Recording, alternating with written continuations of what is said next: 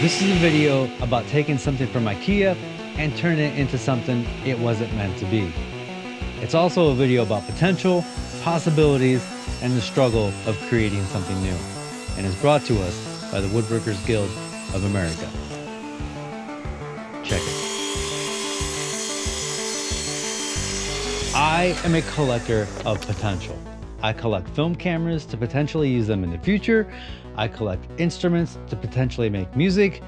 I collect books for inspiration. I collect knots because maybe there's potential. I collect tools that I don't use because of the possibilities. I'm actually going to dust this off in a couple weeks and force myself to use it. Or maybe it's time to sell it. And I collect various random things to potentially turn into woodworking projects. A year and a half ago, we went to Ikea to get this cabinet that we turned into this crazy thing. And while we were there, I also picked up these $2.99 bins to potentially turn into something else. And now 18 months later, I am finally going to use these bins and incorporate them into a fine woodworking project. I don't know why, but for some reason, when I collect potential, it takes a long time for the mood or inspiration to strike and actually use these items. You would think I am waiting for the right idea to come to mind, but that's not it. I'm actually waiting to be excited about the project. And once I'm excited, I will then force myself to come up with the idea. I have no idea why the excitement for a project comes and goes, but when it comes, everything gets pushed aside and we do it. This is how I keep woodworking interesting to me. I try to only work on projects I'm excited about in the moment. And it is why I completely scrap my plans for whatever I thought I was going to work on and do a 180. If you listen to my podcast or are a Patreon member, I am constantly saying this is the thing I'm going to work on next, and then you never hear about that project ever again. I really like to be free in the moment and let things come and go as they please. And I change my mind all the time. I am a collector of potential, creativity in reverse.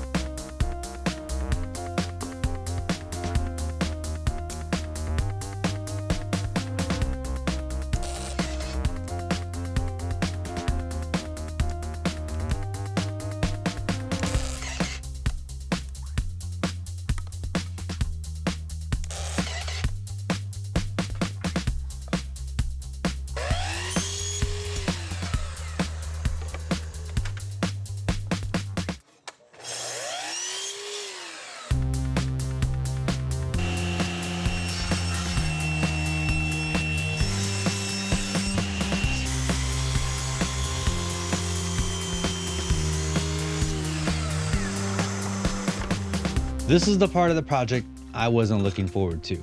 I'm swapping out my table saw blade for a dado blade. And if you don't know what a dado blade is, it's like a whole bunch of blades stacked together for one scary, monstrous finger remover. When I install this on my table saw, it completely changes the sound of the saw, and it's not a friendly, "Hi, let's cut some wood" type of sound. It's more of a wood chipper roar, like in the movie Fargo.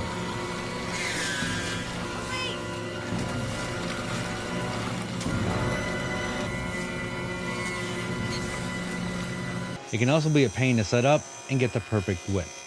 And even though I'm very intimidated by it, I would still rather use this than the stupid router to create the dado to hold the shelves.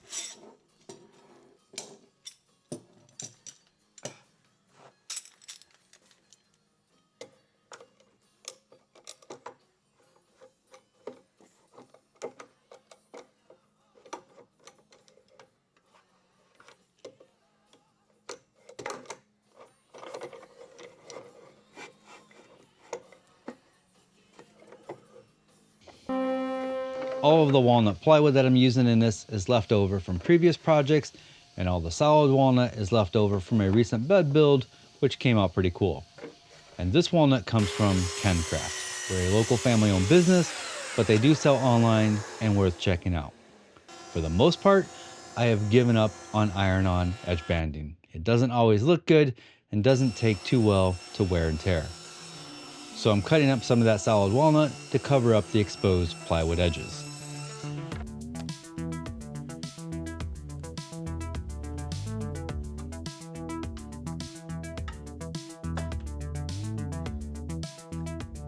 I could just throw some feet on the bottom and call it a day, but I want to try something I've never done. I think taking some thick walnut and running it completely down the sides and past the bottom would make for some cool legs and also give it some visual weight while adding some nice looking accent pieces.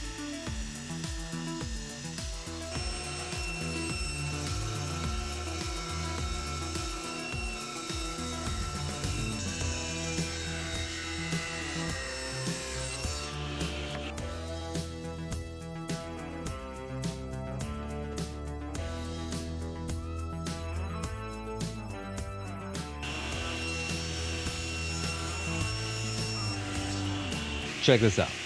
You see this offcut that's about to fall off? It's about to turn into a bullet and do some damage.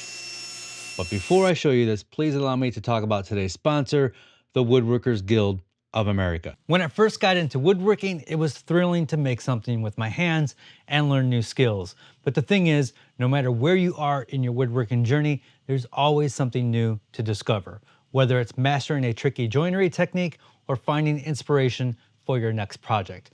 I've been doing this full time for over 10 years and I still have so much to learn, and that's where today's sponsor comes in, the Woodworkers Guild of America. The Woodworkers Guild of America is your go-to online resource for woodworking instruction, ideas, and inspiration. They have hundreds of expertly crafted videos covering everything from beginner basics to advanced techniques. In just a moment, I'm going to show you how my table saw took an offcut and shot it across the room. Luckily, I had good form and wasn't in harm's way. Safety is crucial, and Woodworkers Guild of America has tons of great videos on shop safety. Check this out. As you're using the saw, you really want to think about where your hips are relative to the saw blade. The teeth on the saw blade are going about 150 miles an hour, and if they grab a chunk of wood and throw it out, that's kickback, it comes back really fast. So a great rule of thumb is to pay attention to the miter gauge slots. George has been a personal inspiration of mine for years. I just love his no-nonsense and straightforward approach to teaching. For just $1.49, you can join the Woodworkers Guild of America as a premium member for an entire year and gain access to their incredible library of step-by-step videos, downloadable plans, and live Q&A sessions with professional instructors. This is a special Black Friday deal available for new members only, and it's an unbeatable way to keep your creativity flowing. You heard me right. Just $1.49 for your first year. The first 1,000 subscribers to click the link down below will get a full year of the Woodworkers Guild of America premium membership for only $1.49. This is an incredible deal, so don't miss out. Check the link below and join a community of passionate, like-minded woodworkers. Okay, back to the projectile. I really wish I had the other camera set up to show you how fast and how far this thing flew.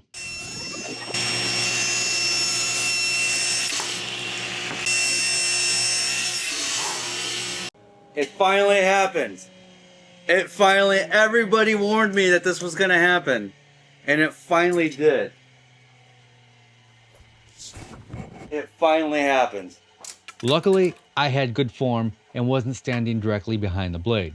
This is why you should always stand off to the side, and it's always the little pieces that you think won't do much damage. Anyways, there's a video of me turning those 3 TVs into one. It was a lot more challenging than I ever thought it would be, and the TV that took one for the team is only $200 on Amazon, and Black Friday deals are only days away, so maybe I lucked out.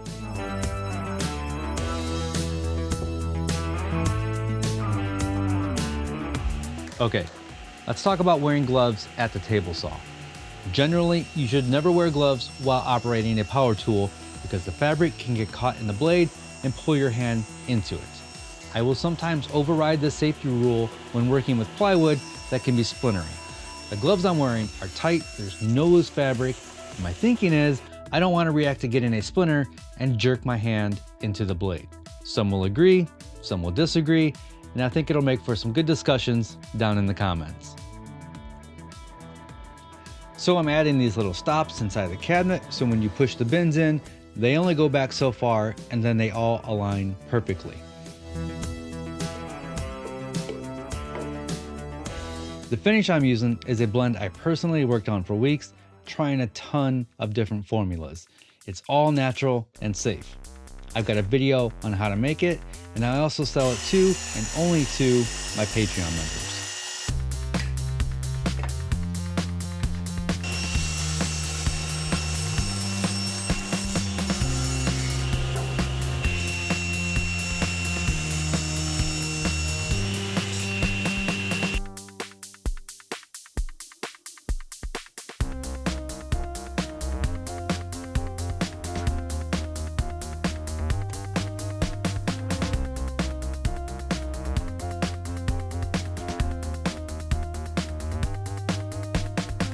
There will be an edible fusion file for my Patreon members. You can actually go in and change the amount of cubby holes, and it quickly updates the entire model.